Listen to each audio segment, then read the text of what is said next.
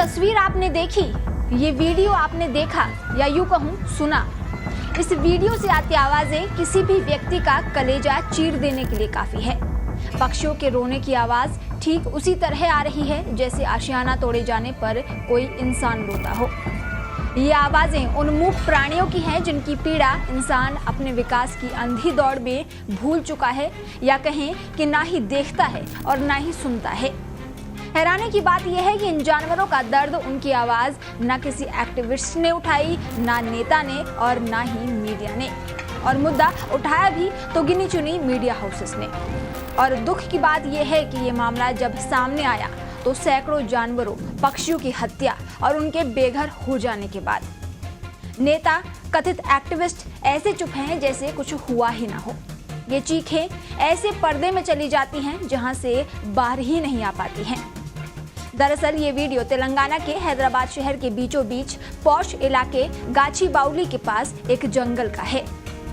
हैदराबाद के बीच में करीब 400 एकड़ एरिया में कांचा जंगल है जो एक ग्रीन लैंड है।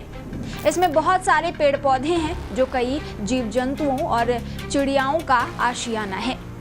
कांचा जंगल को हैदराबाद का फेफड़ा यानी लंग कहा जाता है। सैकड़ों एकड़ में फैले इस जंगल की कटाई रात के अंधेरे में चुपचाप हो रही थी।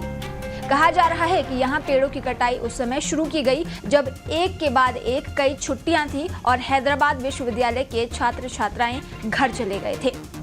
विश्वविद्यालय के पास ही ये हरा भरा इलाका है। सबसे हैरानी वाली बात यह है कि रात के अंधेरे में एक साथ कई बुलडोजर और कटिंग मशीन लगाकर जंगल की सफाई की जा रही थी। इसके कारण वहां रहने वाले मोर, अन्य पशु पक्षी अपना आशियाना उजड़ते देख ऐसे चिल्लाने लगे जैसे कोई इंसान रो रहा हो। बुलडोजर आए तो छात्रों ने विरोध किया। लड़की और लड़कियां सभी पुलिस से भिड़ गए। लड़कियों के कपड़े तक फट गए और छात्रों को डंडों से पीटा गया। छात्रों और छात्राओं को जेल ले जाया गया। ये सारे समाचार मीडिया में उस तेजी से नहीं दिखाए गए जिस तेजी से मुंबई में आर्य गार्डन वाला आंदोलन दिखाया गया था।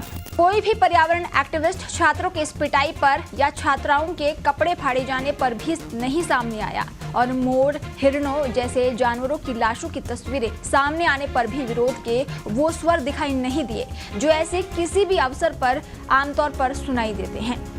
कहा यह भी जा रहा है कि तेलंगाना के मुख्यमंत्री ने मीडिया को काफी धमकाया भी था। तो क्या यही कारण था कि हैदराबाद यूनिवर्सिटी के पास 400 एकड़ में फैले इस जंगल में आईटी पार्क बनाने के लिए बुलडोजर आ गए और चलने लगे, लेकिन कोई खबर बाहर नहीं आई। हालांकि सर्वोच्च न्यायालय यानी सुप्रीम कोर्ट ने इस जघन्य घटना का संज्ञान लेते हुए गुरुवार को हैदराबाद यूनिवर्सिटी के पास भूमि पर किसी भी तरह की कार्यवाही पर रोक लगा दी है, लेकिन तब तक 25% जंगल काटा जा चुका था, यानी 100 एकड़ में रहने वाले पशु और पक्षी या तो मारे जा चुके थे या फिर बेघर हो चुके थे। जस्टिस BR गवई और जस्टिस ऑगस्टीन जॉर्ज मसीह की पीठ ने राज्य में पेड़ों की कटाई को बहुत गंभीर बताया। उन्होंने तेलंगाना सरकार से यूनिवर्सिटी की जमीन पर इतनी तेजी से काम करने को लेकर भी जवाब मांगा है। केंद्र सरकार ने भी राज्य सरकार से इस मामले में रिपोर्ट मांगी है और सर्वोच्च न्यायालय ने इस पर तत्काल रोक लगाकर अगली सुनवाई 16 अप्रैल को रखी है। लेकिन सवाल उठते हैं प्रशासन और अधिकारियों पर कि 400 एकड़ में फैले जंगल को बिना किसी आकलन रिपोर्ट के, बिना जीवों को कहीं और बसाए जाने की व्यवस्था के इस तरह काटा कैसे जा सकता है। सवाल उठते हैं हर उस व्यक्ति पर जो ये अन्याय होते देखता रहा लेकिन उसने कुछ नहीं किया। क्या लोकतंत्र में सिर्फ इंसान ही शामिल है?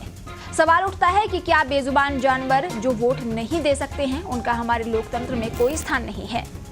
ये पूरी घटना न सिर्फ हमारे सिस्टम पर सवाल उठाती है बल्कि हमारे इंसान होने पर भी गहरा प्रश्न चिन्ह छोड़ जाती है। मैं सवाल पूछना चाहती हूँ हमारी जनता से, आम लोगों से, कि विकास के नाम पर बेजुबानों के साथ अन्याय करना क्या ठीक है? मैं पूछना चाहती हूँ क्या सच में इस युग में सिर्फ इंसान ही अहम है या इन बेजुबानों का भी कोई स्थान है? मैं पूछना चाहती हूँ कि क्या बेजुबानों की ये चीखें आपके लिए भी कोई मायने नहीं रखती?